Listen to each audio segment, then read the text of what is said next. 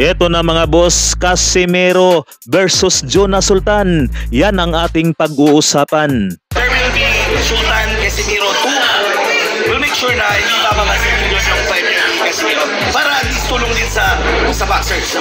So napanood nga lang po natin ito mga boss kay Sports Manda, kung saan ay nagsalita nga po itong boss ni Jonas Sultan na si Boss Johnny Navarro ng ZC Kings Promotions. Na ayon nga po rito sa promoter ni Jonas Sultan mga boss, nakahanda umano ito mag-offer ng 1 million para kumasa si Casimero kay Jonas Sultan para sa kanilang rematch. Kasi nga raw yung nauna nilang laban taong 2017, marami daw kasi ang nagsasabi mga boss na itong si Casimero ang panalo at hindi raw si Jonas Sultan. Kumbaga mga boss ay hindi naman tayo mga bulag, na dikit lang naman talaga ang kanilang bakbakan. Kaya naman ngayon naisipan nitong si Boss Johnny Navarro na ikasa ang kanilang rematch. Na ayon pa rito kay Boss Johnny Navarro mga boss ay para nga raw ito sa mga Pinoy fans at para naman sa ating lahat mga boss ay maganda kung mag-rematch si Casimero at Jonas Sultan tapos gaganapin dito sa ating bansa dito sa Pinas.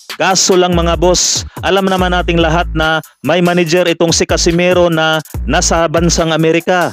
At alam naman nating lahat na may Japanese promoter itong si Cuadro Alas, itong si Masayoki ito. Na sa madaling salita nga po ay nakapirma pa itong si Cuadro Alas dito sa kanyang manager at dito kay Masayoki ito. Natural mga boss, ang boxing ay business. Hindi naman po ito usapang kanto na o ano kakasaka. Kakasaka ba o hindi? Kakasaka o takot ka. Ay hindi po yun ganun mga boss. Malamang sa mga asaran lang po yan sa mga comment section. Sasabihin na ano, takot. Kakasaka o hindi, takot.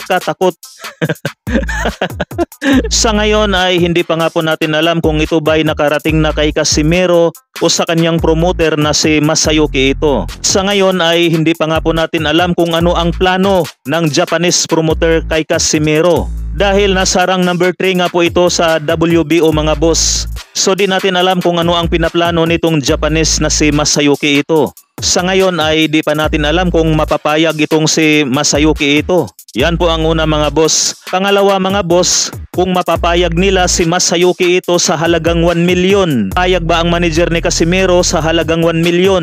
Ayon naman sa Team Casimero na ating nakausap mga boss, may laban nga raw itong si Cuadro Alas sa July o di kaya September. Kaya mukhang malabo itong Casimero at Sultan rematch. Hanggang dito na lamang muna tayo mga boss. Abangan natin ang mga susunod na updates.